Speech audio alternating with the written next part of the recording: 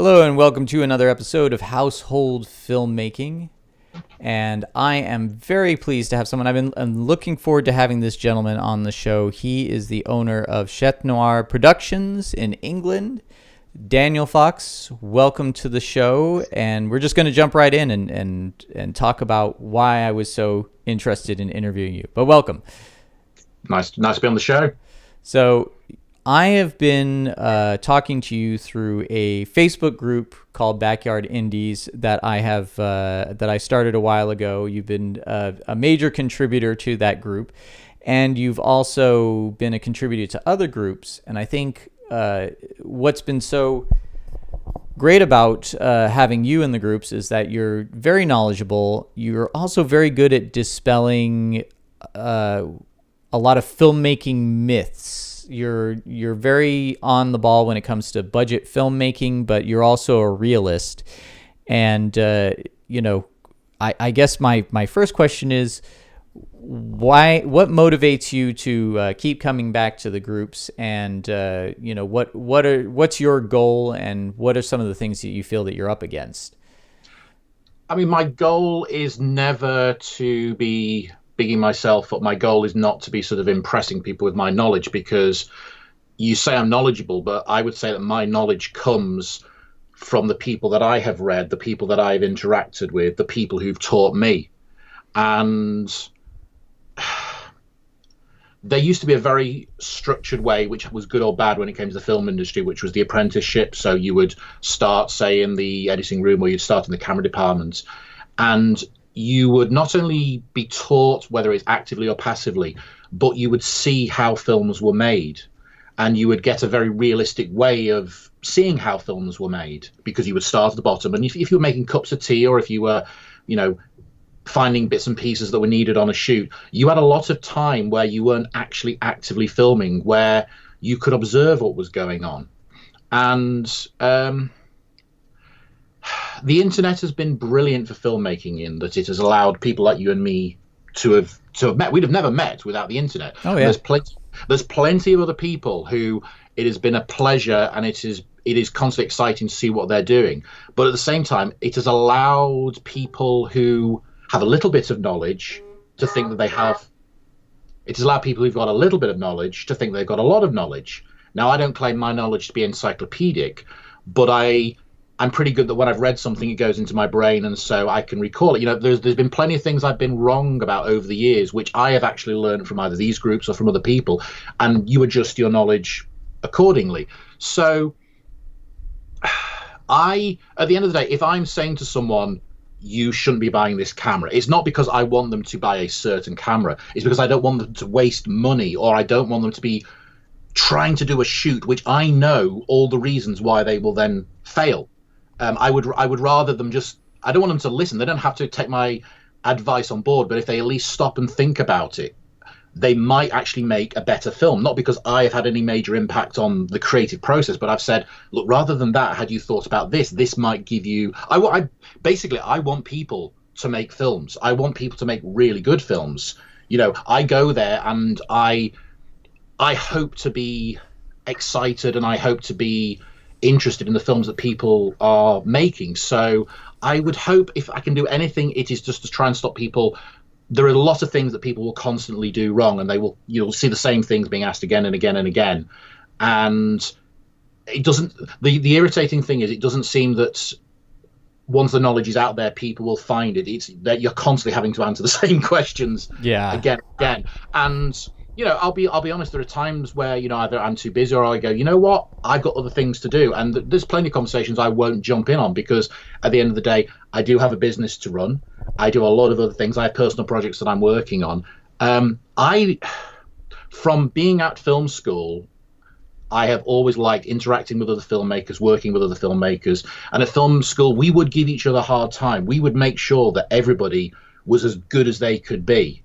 If there was criticism that needed to be leveled, it'd be leveled in a nice way, but it would be leveled. And sometimes filmmakers need that to fight against. If there's any lesson to learn from George Lucas, when he stopped having people to criticize and to comment on what he did, his work was never as good. And so I want to see filmmakers make good films. So it is irritating sometimes, but you do what you can, and then you hope that at least people will potentially look at what you do, and they'll see there may be some knowledge there that they can take away. But again, I would reiterate, a lot of my knowledge simply comes from reading, from listening, to interacting with other filmmakers, because we all basically are on the shoulders of the filmmakers that come before us. Yeah, and the process of making mistakes as well is something that can hone you. I mean, everybody makes their mistakes, but at the same time, having a film community where there are people you can go to and say, "Hey, I did this and it went wrong. Yeah, what am I doing wrong?" I that's been my major film school is, I watch the videos and then I go and try it and then it doesn't turn out right, and then there are people like you and other people who I can ring on the phone or send a message to and go, "Hey, I did this," and I mean, half the time I'm messaging you questions. I'm going like, this must be like the most elementary idiot question, but to me, it's like, I just rather ask it and feel stupid for a moment rather than try and cover it up or everybody make excuses for it. Everybody has to start somewhere, and as far as I'm concerned, no question is stupid. If people haven't done their research, then you could consider the question lazy. But if there's a genuine, I don't know why this has not worked, there's nothing wrong with that. That's how we all learn. I have learned much more from the projects that have failed than the ones that have succeeded, because as soon as you work out how to do one thing, you won't make those mistakes again, but there are plenty more that you will make. So it's the same way that I have always learned a lot more about filmmaking from bad movies than I ever have from good movies, because when you see a good movie, you cannot see the join. You're sitting there looking at it going, oh, okay, the more you understand about filmmaking, the more you can dissect it and work out how things were done. But certainly when you're starting out, if you're looking at bad movies and you're looking at them going, they've got such and such in that movie, but the lighting, what is it about the picture that I don't like? And it may be the lighting, it may be the lenses, or it could simply be that they didn't have any money and they're doing it very quickly. But you learn from those bad movies because you can see all the join lines, you can see where things have not been smoothed out, which is what, compared to a really good movie, there aren't those holes in it that you can, immediately spot. One of the things I see come up in the groups a lot, and it is always a point of debate because it's a statement that I agree with, but I also disagree with, because it's circumstantial. The idea that the best camera is the one you have, where a lot of people starting out, were like, oh, I'm going to make a movie on my cell phone. And if you're a high school student and you're just learning how to cut stuff together, then by all means make it on your cell phone. But then you get people coming in and making statements like, oh, they shot Black Swan on an iPhone, which is just not true. And people making videos about, oh, I, got the film look from my, this $80, standard camera with no lenses, or, things like that. I think they can get to be a bit damaging, and they also lend themselves to not encouraging people to understand the craft of filmmaking, because I've seen people who do shoot on, Red Epic camera, and it still looks like shoddy video because they are not taking the time to understand that you're crafting a shot, you're creating a moment, you're editing together for pacing, you're lighting to lead the eye, you're working with your actors so they understand not only their lines and their emotions, but their framing so that you can get the shot. There's so much to it, and it's a rabbit hole that you can go down forever, where artists find their style. So there's two things to say about that. The in response to the best camera is the one that you've got in your hand. Well, that's true, but often people are coming to a forum because they are wanting to invest in a new camera. So therefore, the answer, the best camera is the one you've got in your hand, is actually fatuous, because that camera could be an iPhone, it could be a VHS camera, it could be, and that is what they are wanting to replace. So there is the answer to which is the camera I should get, well, obviously that depends on their individual circumstances, but it is never the one that you've got in your hand, unless of course you actually happen to already have, a really good camera, and then it's sort of like, stop wasting your time on here, you've got a good camera, go away and film. But in response to what you're saying about people, say, filming on the Red Epic and not producing good images, I remember the first film, it was actually my graduation film. We took it to a film festival in New York, and we'd shot this on the Canon XL1, which was SD. It was a very good camera, probably in terms of its type at the time. It's probably one of the best cameras I'd owned. And we knew where we were coming from. We knew we'd made a 60-minute film, standard definition on mini DV. It had a quite good trailer, but we knew the limitations. We knew where we were coming from. But we were at this film festival, and there was the opening sort of night where they had, everybody was sitting around, they got cards, playing trailers, that kind of thing. We all had booths. And the film next to us, which I won't name, had shot on 35mm. And we kept looking over at their trailer, and it was that sort of green-red lighting that you see in so many low-budget films. Mm-hmm. And it did not look like 35mm. Now, I'm not saying our film did, but we had people coming to our booth because our trailer the trailer was better than the film. But people were coming to our booth all night because they were going, wow, this looks really good. Whereas the film, we're talking 2004 now, so I hate to think how much they'd spent to get that processed on 35mm. It's still probably the best way to shoot a film, but it's a killer way to learn how to make films, because your costs for making it, in the same way the cost would be similarly high if you were shooting on a red. Mm-hmm. But there's no reason to make a film if you're starting out on 35mm. You might as well make a movie that is bad that you can learn from, rather than try and craft this thing which is still going to be bad but is going to be on 35mm. So yeah, it is never. There's always that thing that the second thing people say.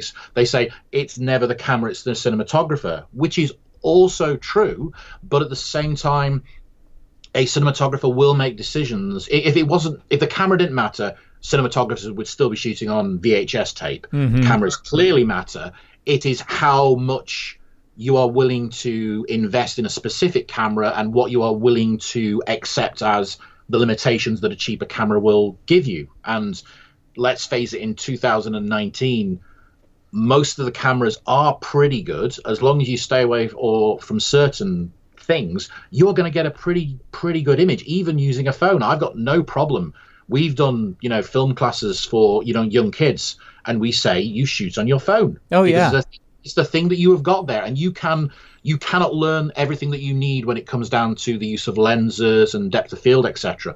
But you can start to learn how to put a scene together, and that's phone that's in their pocket, which is not they're going to have anyway. So it's not like they've had to invest in anything. Mm-hmm. So they can see if their interest in film is transitory or if it is something that's going to develop. If it's something going to be developed, then they need to buy a better camera. But at least they can see if filmmaking is for them, which is great. I mean, if you consider when I started, there was nothing like that. We started thinking about making movies, and it was shooting on high-8 videotape, which was pretty difficult to use, and it was also terrible quality in the grand scheme of things. So you could put all that effort into making your, kiddie master movie, and it still would be pretty awful. Whereas now, if they shot it on iPhone, they'd at least have a nice, clean, clear image.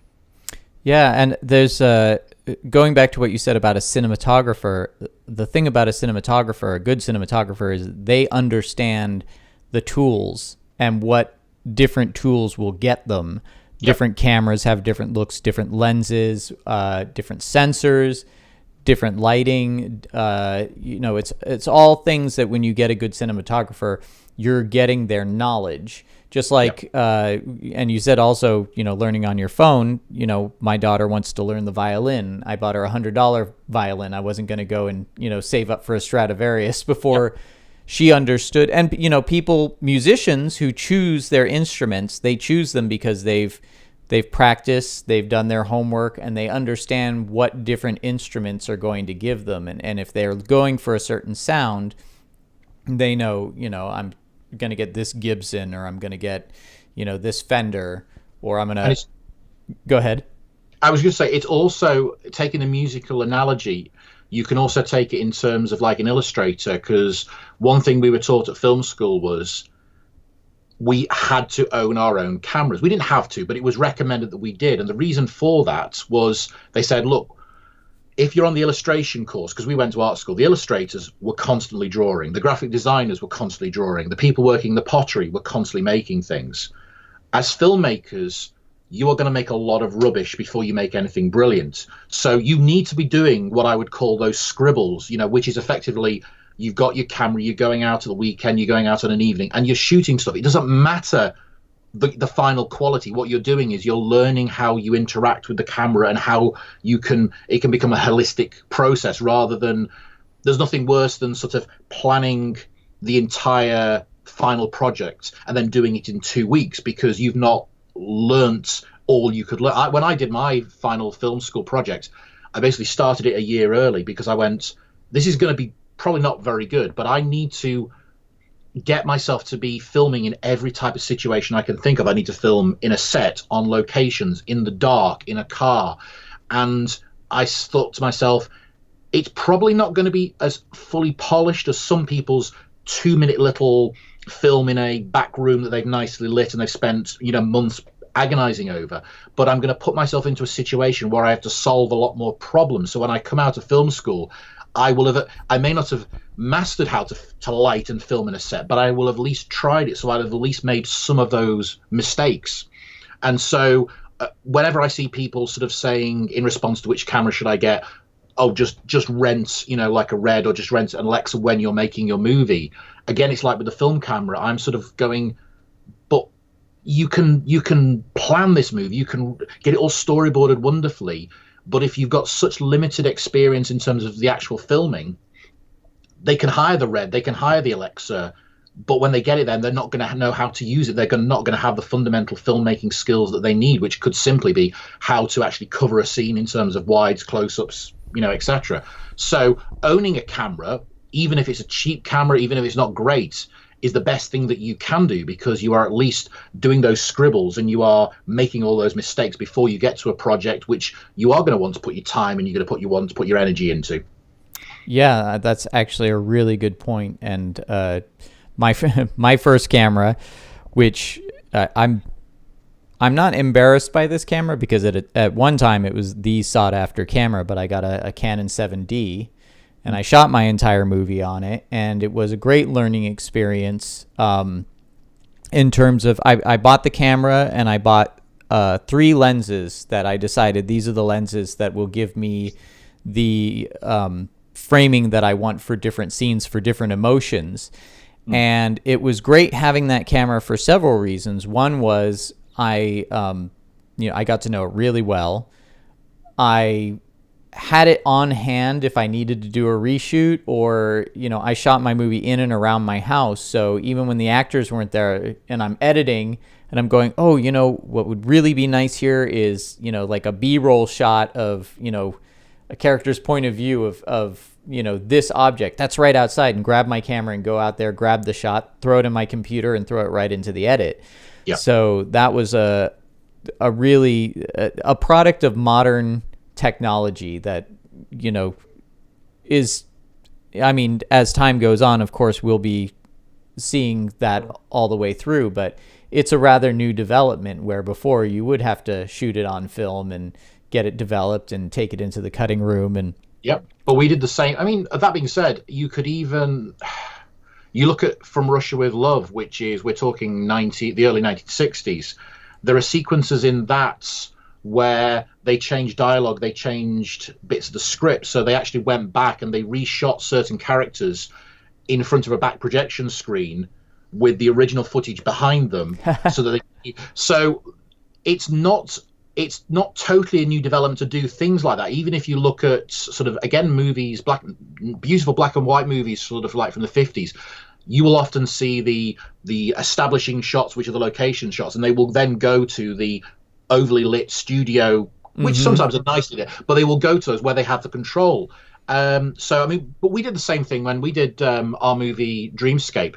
We shot scenes, we got them all into the editing system, we looked at it, and then depending on availability of the actors, we would go back and we'd go, you know what, those close-ups which we grabbed at the end, they really aren't good enough. And we would, whether we would throw up a fake background, we very rarely did green screen, we'd occasionally go back to the original location, we would go in and we would strategically shoot those close-ups. Now, in the film world, that would not be, that would not be financially viable for us. But in the mini DV world, which is what we were shooting on, it was literally a matter of paying for the petrol for us to get there, putting the lights up again, matching the lighting, and you would have these beautiful new close-ups that you could cut into your film. And suddenly a scene that you'd been sitting looking at going, I like it, but you know what? I hate the performance. I hate the lighting in this close-up. Suddenly your scene came alive, and nobody has ever noticed that these were pickup shots. And so, yes, the flexibility of the technology and the availability, I have exactly the same thing. I like it so that I can go, you know what, that's a beautiful sky. I'm going to go out. I don't know when I'm going to need it, but I'm going to shoot that sky. Yep. I'm going to put it onto a hard drive somewhere. And it's, again, that's another reason why, although we do a lot of digital work, I do love filming real things. Sometimes you will see something, you will shoot something, and it will spark an idea for a scene that you hadn't thought of, or for a visual that you may then sort of come back to. So there is nothing better than having a good quality camera sat there that at any moment you can pick up, get something that either you need for inspiration, or you need because it's not going to be repeatable again, or you, like you said, you want to go back and get a pickup, you want to get, you want to change something. That's the flexibility. But as far as I'm concerned, this is nothing to be ashamed of, because we don't have available to us the same sort of apprentice system that you would have had in the old days in terms of the filmmaking. So our films are our own film school. So sometimes we do need to have that flexibility to go, you know what we've shot didn't work in any way, shape or form, or it's not quite good enough. But we are smart enough to realize if we do this, this and this, we can fix it. Nobody will ever know, but we will know. And then when we come to shoot next time, we'll go, well, I'm not going to make that mistake again. Yeah, I find that the audience there's a lot that the audience, we notice, but the audience will not, because they're not thinking about the movie in terms of something that's been put together. They're just involved in the story. And I find that, from cut to cut, as long as you make each narrative leap in a way that is, keeps progressing the story and keeps moving the audience along. The example that comes to mind is from Young Frankenstein, where where Dr. Frankenstein was strangling Igor, and I think that was it, or the monster was strangling Dr. Frankenstein, but they had to cut to a shot of Inga just to fill in a little narrative gap. They couldn't get from cut to cut with what they shot in the scene, and they found a shot of her kind of reacting, and they blew it up. You can see in the cut that it's a blown up shot, but it fills in the gap. And I don't think, people may notice, oh, that looked a little different than the rest of the shots, but it didn't matter to them because it moved the story along, and that was all that was needed. There wasn't that jarring cut, because the jarring cuts more often than not will be worse than something which has got a slight technical error. You can get away with the most amazing continuity errors if you have a cutaway to another shot, because it's almost like at the end of each shot the brain resets, and as it resets, so you go, the hand positions were there, we cut to this close with the other person. In theory, by the time we've cut back, their hands may have moved, but it doesn't matter, because it's the direct continuity problem that is always going to catch the audience's eye. Whereas if you have that one little cutaway or something similar, you can get away with murder sometimes. It is difficult. There's a shot that comes to mind where I wanted I had an actress saying her lines from one side, and then she was supposed to look back from the at something else and say a line looking in that direction, and then turn around and cut back. I can't remember exactly what my solution was, but she said her lines, the timing of her lines was completely different in the reverse. And I didn't notice it while shooting on the day, but she completely changed the timing of her lines. So it was very difficult to cut back and forth from her turning her hair. Like the way her hair flipped, I remember being a problem. Like the way her she had a ponytail, and so her ponytail would flip in a certain direction, and another take, it would be a completely different direction. And I can't remember now how I solved it, but it was logistically, it was just a nightmare, but there was no other way around it for how the lines were presented. But these are fun things, though. You know, there's always these things which drive us crazy at the time, but when nobody notices, I mean, that's the thing I always find. You're sort of screening your film, and you've got something like that, or you've got a visual effect which is taking you ages, and you're sort of sitting there waiting for the audience to see if they are actually going to see it or not, and then they'll look away and you go, you've missed it, you missed that. And they're like, what? And you sort of like, do you tell them, or do you just let it sort of go with, you know, with the flow? But yeah, these little editing problems are how you learn how to edit better, but they also, I've done a lot of editing through my career, so it doesn't matter what I've been doing, whatever I've been editing, whether it's been corporates, even when I used to do wedding videos and things like that, you learn by having had your hands on so much footage how to deal with these little problems. So if you've done filming with live events, because obviously there you've got no control, so you're trying to work out how on earth are you going to make bits of footage, you know, work together. So, but that even filming live events or editing live events, when you then come to shoot your next dramatic thing, because you've solved these little problems, you know what to look for. You understand that these continuity errors are going to drive you crazy. So when you are filming, you immediately, well, no, sorry, can we just do that again? Your hair went, you know, and you will ask the actress just to do it again, because you become attuned to what will cause you serious problems and what sometimes you'll let go. Yeah, I actually agree with that entirely. I've had those moments, those experiences, and it's funny when you work with less experienced people and you make calls like that, they kind of look at you like, what, are you kidding me? Like, why does it matter that the shadow behind me, you know, went by faster than the last take or something like that? But it does, ultimately, it saves you a lot of time in post. I like this idea, and I agree with this idea of it being, you know, a more organic process than an overly planned process. Not that I mean, I plan a lot. I definitely plan a lot. I do storyboards. I make, I draw lines through the scripts and color code and all that stuff. But at the same time, it's one example is there's a miniature that I was just finishing up. Just building it, I had to look through it through different lenses. I had my camera set up with a monitor as I was building it, because I knew that my widest lens was going to shoot it too wide. I figured that out by a certain time, but the materials I had and the space I had to work in, there was no way to use that lens. And so I had to go, okay, this other lens is not as wide. It has a little shallower depth of field, but if I do, if I frame it like this and I, brighten the lights here, I'll be able to, and I literally built the miniature according to the lens I knew was going to be the best lens that would work. Yep. And to the effects, the After Effects post-production workflow, I actually built things in a certain way because I knew that they would work better with the post-production workflow. And some of it was planning, but a lot of it was on the fly because I had to test and see what works. But my experience with other stuff made it so that a lot of those roadblocks that would have come along the first time around, I was able to just kind of skate right past them. So, and that's all still on the Canon 7D.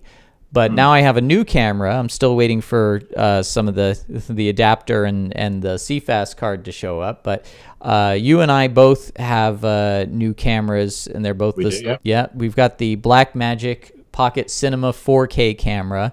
Yep. And this is kind of just like the 7D was when it first came out. This is like the new sexy camera to have if you're a low budget filmmaker. So what are your thoughts? I mean, you seem to really like it, and I mean, I would say that the original cinema camera was in a similar sort of league of its own in terms of when it came out. It was the original 2.5K. I remember being at BVE in Manchester, which is a big industry trade fair, and there was these weird little silver boxes, which were like nothing else. They did look like they'd been made by Apple. And I remember, we tried those ones out, and it was very different, because they had everything there. They had the Canons, they had the Arris, they had Reds, everything. I just think, as I was saying before about filmmakers not really having any, they don't have any excuses because the cameras are sort of so good now. But I do think that this camera is interesting. Obviously, there's a lot been made that it shoots RAW. Well, I know certain people are going to be shooting RAW. I don't think I will be shooting much RAW, given, the file sizes. I think we'll use the new Blackmagic RAW that's coming out, in the next couple of months with it. It's my favorite camera that I've ever owned was the Canon XL1 because it was so much fun to shoot with. It was just a joy. You would pick that camera up and you wanted to make movies with it. And I've owned various cameras in intervening years, and none of them have had quite that kind of buzz that I get with the Blackmagic Pocket. I mean, I've owned other Blackmagic cameras. I've owned the production camera, which was one of their 4K cameras, and I owned the big Ursa. And you were talking before about having a camera that you can grab and you can go out and shoot with. The Ursa was a really nice camera. It had a global shutter, so, lock solid image. The problem was it weighed a ton. In the same way that an FS7 is fully kitted is quite heavy, in the same way an Ursa Mini Pro fully kitted is quite heavy, which is great. Those are big production cameras. They are a wonderful piece of kit. But the Ursa, every time you wanted to get it out of the box, it was an effort. And it was like, do I really want to do this? Whereas the Pocket, being of a similar size to a DSLR, a mirrorless camera, is very easy. You just pick it up and you can go shooting with it. There are other very good cameras out there. The Panasonic cameras, I think, are excellent. They shoot 4K. They can put out 10 bits, 422, which is brilliant. So they have very low rolling shutter. The Blackmagic, I think, just has that little bit of an edge in terms of people are making these cameras match to Arris, which is insane, in terms of a £1,300 camera. Now, it isn't an Arri. Anybody who says it's an Arri is an idiot, because it's not. It's a £1,300 camera. But to have that level of image quality available at that price point means that, when you were saying earlier about, why go onto forums and discuss cameras with people, it's like, because I want people to make really good movies. And if you're putting all the time and effort and money and you're calling in all those favors to make a movie, which I hope is going to be brilliant, I hope it's going to be a movie that the picture quality is also going to be brilliant, because then it is a movie that will last. With the technology we have available, we should be seeing hundreds of Stanley Kubrick type productions every year. We should be, because effectively there is no limitations now. If people have got those skills and they've got the stories to tell, I want them on screen, but I want them on screen in the way that is going to last. So yes, it may be a $5,000 movie, but they shot it on the right camera so that in 10, 20 years, it's not a case of, it was shot on some terrible MPEG format which looks terrible now. So I think the camera puts into filmmakers' hands, yes, RAW, but also the Blackmagic RAW and even ProRes. It puts into their hands the Blackmagic color science, and that's for someone who started out shooting on mini DV, back in 1999 or wherever it was. That's amazingly exciting, because I have numerous other cameras which we use for other jobs. We still do a lot of corporate work and things like that.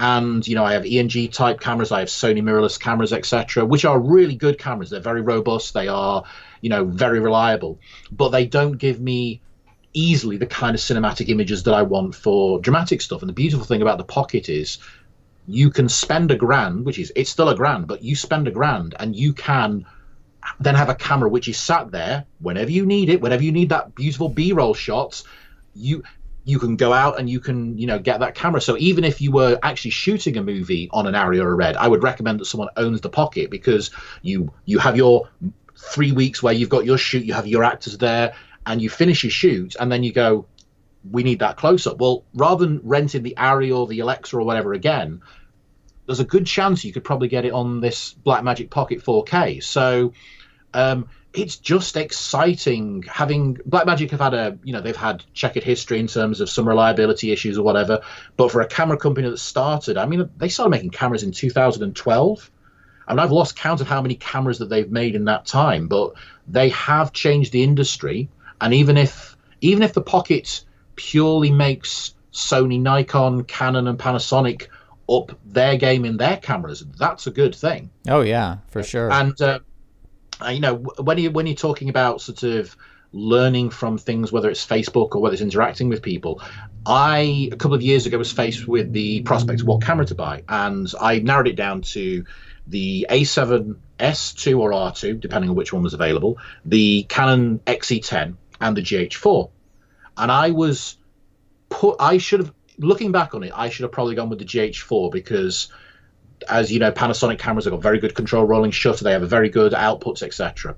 And I was scared off by this thing called the speed booster. I was scared off because it had a crop factor, all these sort of things. Mm-hmm. And part of my education, which has been interacting with other filmmakers, is I learned, I was wrong to be worrying about these sort of things here. Speed boosters are very reliable, little things which allow, use of SLR lenses on a much smaller sensor size. And I also learned that, full frame sensors aren't necessarily what filmmakers should be shooting on all the time. So over the last few years, I've become a big believer in the micro four thirds type camera systems. I mean, it has to be said, I come from using a lot of ENG cameras, and ENG cameras are using, quarter-inch sensors. They're using very small sensors, so you can use a good zoom lens. So I don't come from the world of DSLRs and super shallow depth of field, everything. I come from cameras, ENG style cameras that you can grab, throw on your shoulder and film with. So even shooting micro four thirds without a speed booster is actually not that much of a stretch for me. But I was scared and put off by false information that speed boosters were not going to give you a good image, or that you needed a full frame sensor. And it's interesting times. And as I said, I hope the other camera manufacturers will start to bring out, things to rival it, because as filmmakers, it gives us more options. The one thing I do know when it comes to the Blackmagic Pocket is, at the price point it's at, I know plenty of filmmakers now living in my area who are investing in this, which is brilliant, because effectively it means when one of us wants to work on a film with, people locally, we can say, could you bring your cameras along? So we can just get, say, if we want to crash a car, if we want to, even something simple like having a table of glasses knocked over, mm-hmm. which for a filmmaker, you want to knock over 10 glasses, each of those is going to cost you, say, £3 or £4. That's a big budget thing. But if you can put 3 or 4 cameras on the thing, 3, 2, 1, action, glasses go on the floor, you have all the angles you need, you go, thank you very much, sir. You then get on with the rest of your scene. And all it means is you say to your buddies, here's a tenner for turning up, or whatever, for, having given us extra camera coverage. So, yeah, it's... That in itself is good, because effectively, if you've got people who are then going out making films with such good picture quality, but they don't have to buy an FS7 or an Ursa Mini Pro or a C300 or whatever, they've got this £1,000 camera, and they can at any time do those filmmaking scribbles. But what they are scribbling is actually using the very best possible pen rather than crayons or whatever. Yeah, I was going to say too, one of the things I learned about if you do a shot like, for example, breaking a bunch of stuff, even if you bring enough of that stuff to break for 3 or 4 takes, you're also spending a lot of time. Yeah. Doing, cleaning up, resetting it, that sort of thing. That was always that's kind of how Digital Blood really made it into Hollywood as well. I was talking to Shannon Shea, who told me that, yeah, we used to, you'd be at a production meeting and they'd be like, we need to slit this person's throat. Okay, well, we got to talk to wardrobe about getting multiples of the shirts and doing this. And they're going, well, the digital people say we can just, do it digitally and then we don't have to worry about the mess. And he'd be like, well, it doesn't look quite as good, but yeah, you could do it digitally. And I've never been a fan of Digital Blood unless it's in something highly stylized like 300, but I can see how, a production that's trying to save money. Oh yeah, absolutely, yeah. It's the perfect scenario, because basically you shoot it all clean and then you move on to the next thing. But what it also means is you don't have to be quite as planned and quite as good as what you do. I mean, one of the first times I was so impressed with a professional shoot. There is a beautiful little behind the scenes documentary at the end of the making of Enemy of the State, the Will Smith, Gene Hackman movie. Mm-hmm. And it's a breakdown of how they do the last gunfight, which is effectively where John Voight faces off with Tom Sizemore. And it's typical Tony Scott, and it's got lots of cuts, it's got flash frames and so forth. And you watch the actual making of documentary, and they put about 4 or 5 cameras on it. They have everybody squibbed up. All the cameramen know what they've got to do in terms of the movement of the cameras and the shaking of the cameras, and they've got guys off shot with strobes to give it a little bit of an extra flicker and flash. And they go 3, 2, 1, and it's boom, boom, boom, boom, boom, boom, boom, boom, boom, cut. Everybody okay? Yeah, reset. And then they do the reverse angle, and you were looking at it going, they got everything pretty much in one take. They did the planning, they set it all up, they put the 4 or 5 cameras onto it. They went in 15 seconds. They had what then ended up on screen taking maybe 30, 40 seconds once you got the cross-cutting and the multiple edits on the thing. And it was, to me, when I must have seen that, I must have been about 19. I was so impressed at the speed and the professionalism. And if there is one thing that I have tried, then not simply because of that, but there was one thing I've tried to do with my career, it's we all start doing hundreds of takes. And, I'm not saying there's times where I've not done a lot of takes, but sometimes you do a take and you go, yeah, we're moving on. And people are looking at you going, really? You go, no, we got it. There's no way. We can be here all day, but I know that we got the take there, so let's not waste everybody's time. We will move on. So filmmaking is this very weird mixture of spending loads of time trying to get something to work, but then occasionally going, yeah, we got it. Mm-hmm. And having the balls and the intelligence and also the expertise to realize that that's it. You're never going to get it any better. You may have been planning for months, and that's the thing that always, it's always the most galling thing. You will plan for months, you'll be getting everything just right, and then often the shoots are over so quick, and you're sort of sitting there going, did we actually get what we need? And if you know what you're doing, you probably did. So it's this very weird disparity of time, because then you spend potentially months editing the thing afterwards. But on set, you potentially are there for literally a couple of hours, if that. And somehow all that planning works, and then you get the rushes that you need. I have the miniature I was telling you about. I spent a few weeks building it, prepping it, painting it, bringing in live plants, arranging things. And then I shot it in about 15 minutes. And I had the same feeling like, that's it. And I loaded in the footage. I looked it over. I started playing with it. I was like, yeah, that's it. It's still sitting in my garage because I can't quite accept yet that I'm okay to throw it out now. My wife's going, you're going to throw it out? I'm like, yeah, where are we going to put it? It's all made out of, and it's just made out of like cardboard and bubble wrap. And these things often fall apart when you're actually, they are literally gaffer taped and held together for the shot. Oh, yeah. The shot's over, and then they fall apart. And part of filmmaking is accepting that it's literally what you see through that frame, and the rest of it, however galling, doesn't matter in the long run, because you don't want people to think that's a miniature. You want those people to think those are actually trees. Yeah. So you have to learn to let go and go, yeah, I know that was months of work or whatever, or weeks of work to get them looking that good, and it's only 30 seconds whatever in the edit, but it doesn't matter, because it was that moment of wow, or it's that moment of spectacle, and that's all you need.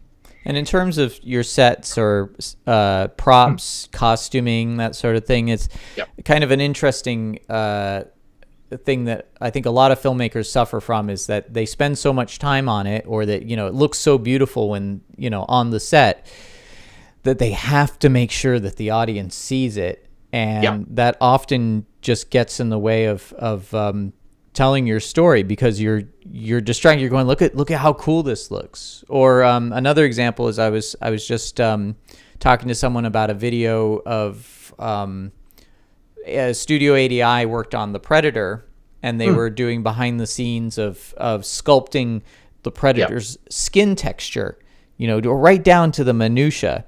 And somebody said, wow, it's a shame you don't see that work in the movie. They did all that work for nothing, and I was like, well, look, that's the difference between a quality production and something, that's low budget, is all of that quality is put in there, And yeah, the audience, their comment was the audience is never even going to notice it. I'm like, yeah, they'll never notice it, but they would notice if it wasn't there. Yeah, it's like detailing a miniature.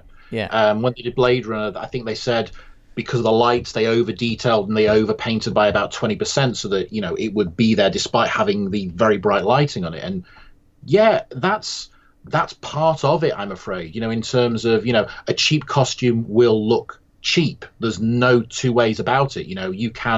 We've all done it. We've skimped on costume, we've skimped on a prop. But you can go back to what you're saying about not drawing attention to these things. It's like we built sci-fi props in the past, and when we've shot them, we have always tried to think of them as if it was a mobile phone, or if it was just an everyday item, because there is nothing worse than a science fiction film which is waving these cool props in front of you, because they've spent a lot of it's a time and money. It's the same thing with computer graphics. Why do so many computer graphics monsters not hold up? It's like because producers know to the penny how much they spent on it, so they're going to make sure that thing is in front of you.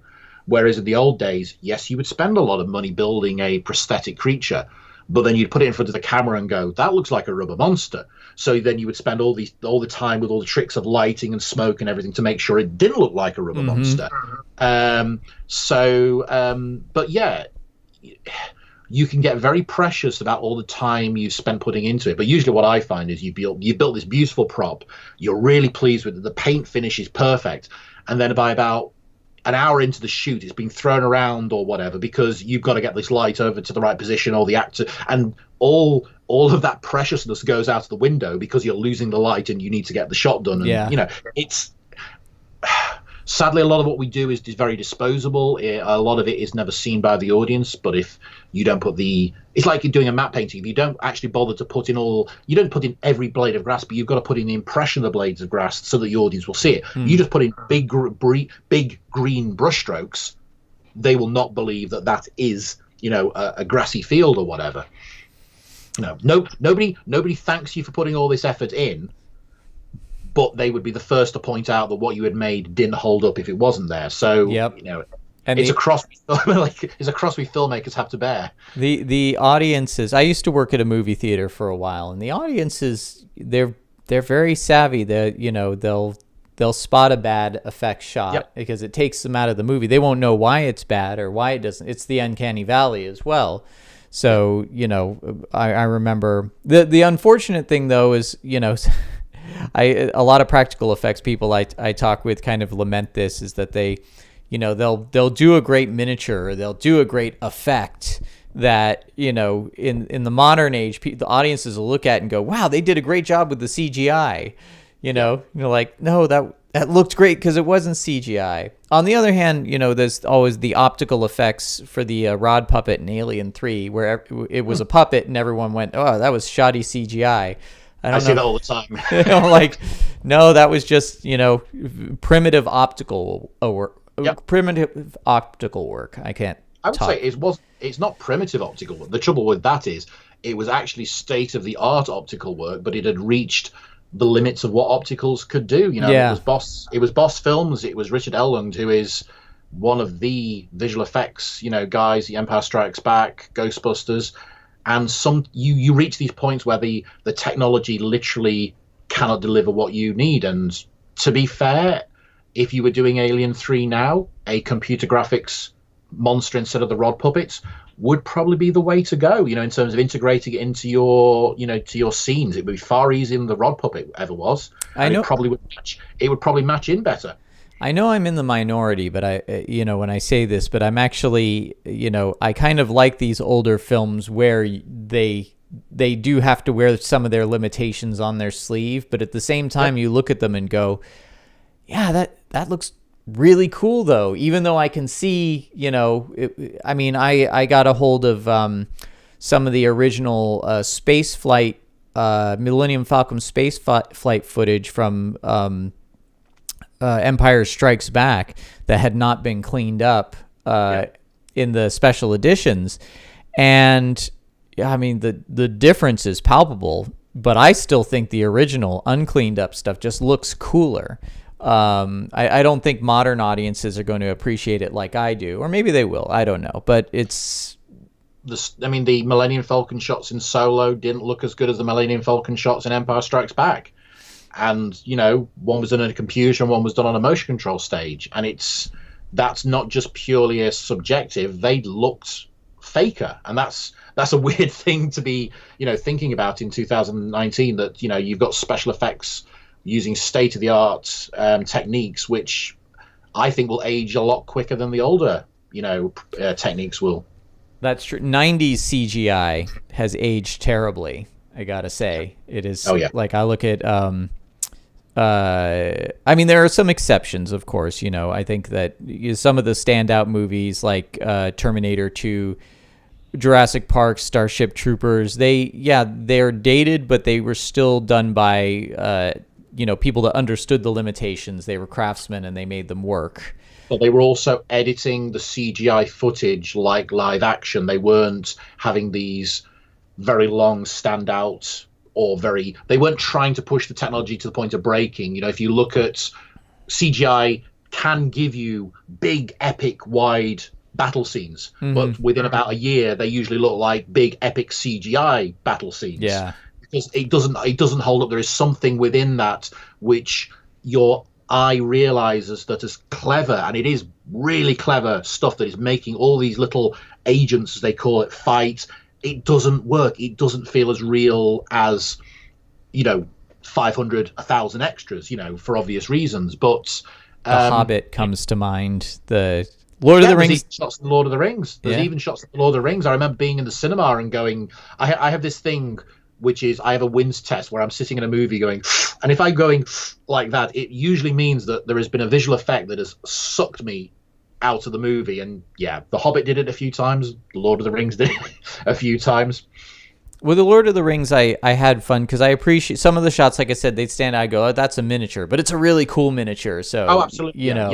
Your eye can tell the craft that's gone into it. And I mean, the weird thing is, of course, is if you're doing these similar effects inside the computer, you are putting in the same amount of effort, to actually, unless you're buying all your models off somewhere like TurboSquid, you are physically inside the computer having to build the same kind of things. In some ways, you actually having to build more, because inside the computer, you can't use model kit parts. You are literally, if you need detail bits, you've got to build them all. So you're doing the same kind of thing, but there is something about the human eye is very good still at sort of realizing that is a real object that real hands have made, that sort of tactile quality, which it appreciates even when it doesn't quite work.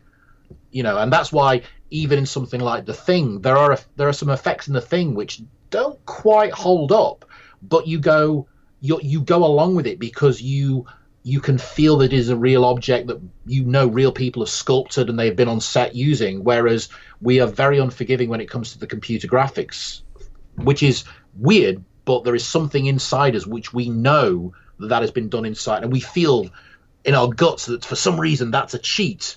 Now, the people are very skillful, they are using amazing technology, but for some reason the human eye still doesn't buy it in the same way, and is still will immediately reject it in certain ways. I remember I was at high school, so we're talking probably 2015 or something. When did Escape from LA come out?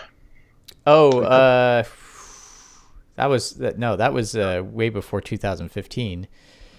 I was sitting in a class, and a friend of mine came in, and he'd been to see Escape from LA at the cinema, and he was not. I've always been a film person, and he was not. He was just literally someone who had been to see the movie, and he turned to me and he went, he said, I think they're pushing this computer graphics thing too much, because as we know, there are some very obvious computer graphic shots in Escape from LA. There's the submarine sequence, and there's some of the glider stuff, and the surfing sequence. And he, as I said, he wasn't a film buff. He was just somebody who'd been to see the movie, but he knew that it didn't hold up. I always thought that with Escape from LA, though, I thought they were kind of being ironic with the effects. That was the impression that I always got. But, because that shark when they're in the submarine was, it was. Yeah, it's weird. It's weird because New York, rather, it's a low budget movie, but the world is so perfectly realized with those miniatures and the matte shots. There's nothing in it that sort of screams we're, trying to be cheesy.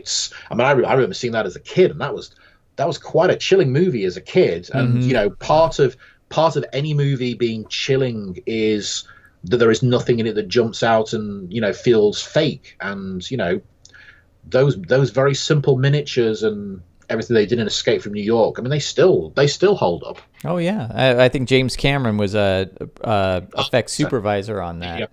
Yep. And he was doing matte paintings. But well, I could go on forever because there's so many things that we've talked about, and I think half the things that we chat about online have left my head. But I go, oh, that would be great for the show.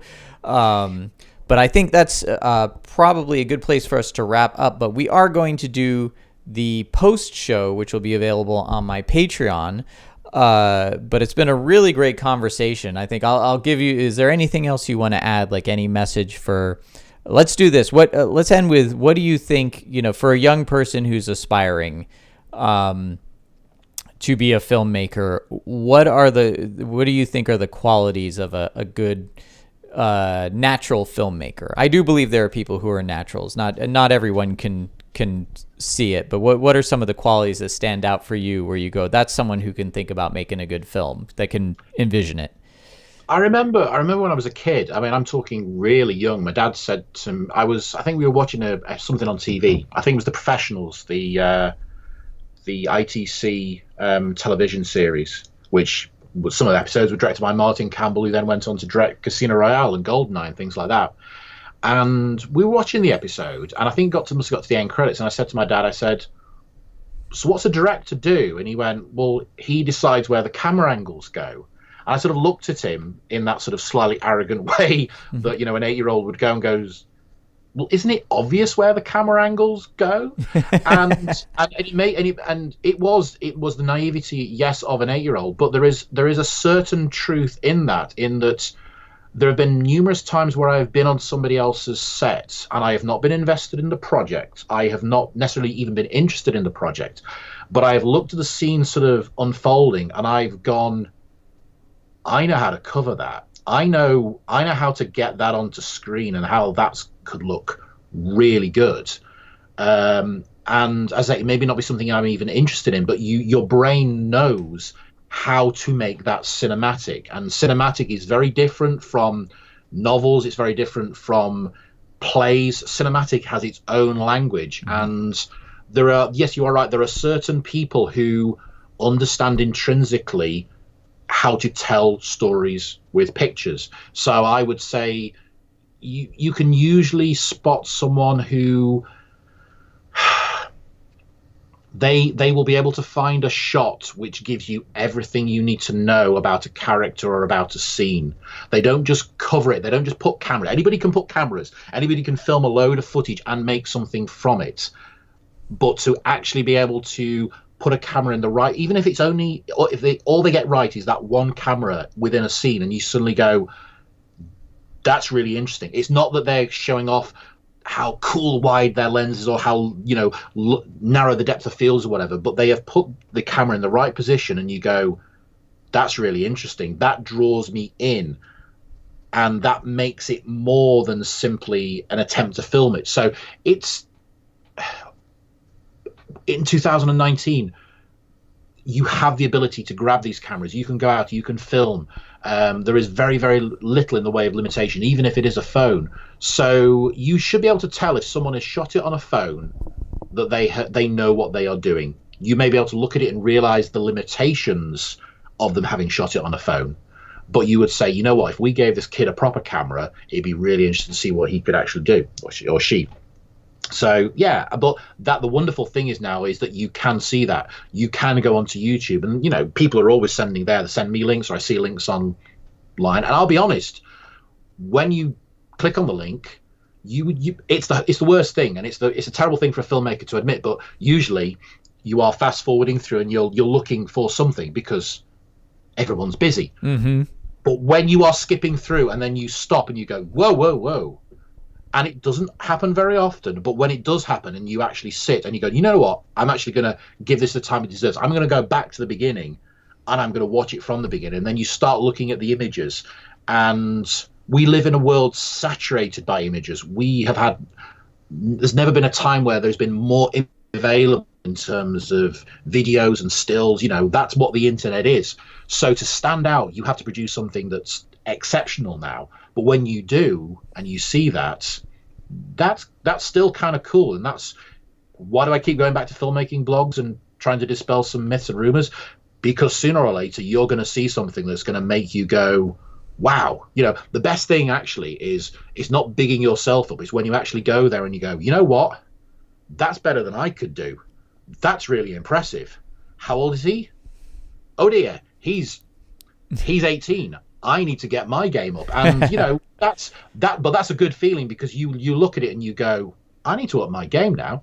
And filmmakers thrive on challenges. That's what I always believe. That's why it's good to have people around you who are going to challenge you. And you screen your thing, it doesn't go down well, and it's not a case of people hate you. It's a case of I'm going to have to up my game. So yeah. I'll just add to that and say I'm always excited to see people who are better at this than I am doing stuff, because I don't feel threatened by it. I feel excited by it. It's just a feeling of pure excitement. That is so cool. I'm going to go and try that. And also knowing like you'll never be able to quite do it how they did it, but it might lead to you coming up with something that then they'll see and feel excited by. So, and it may be that they make things that don't interest you, but at the same time you see something they've done and you go, you know what, I could never make that, but that's still really cool. And as a filmmaker, because we get so jaded, because obviously we know how everything's made, we see all the cuts and we see all the the join lines. When you do see something which you could never make, but you enjoy it, it almost allows you to enjoy it again as a film, because you go, I don't feel threatened by this at all. I can enjoy this as a movie, and I can walk away with that feeling that the average film viewer has, rather than the filmmaker is sitting there going, the lighting wasn't that good, and well, I wouldn't have done that, or that's a nice feeling still. That's when you live in near Hollywood, you come out of the theater and hearing everybody saying that, because they've all got to get their 2 cents in because they live right by Hollywood. Anyway, thank you so much, Daniel. And we are going to do the post show now. So sit tight, Patreon supporters. It's coming up.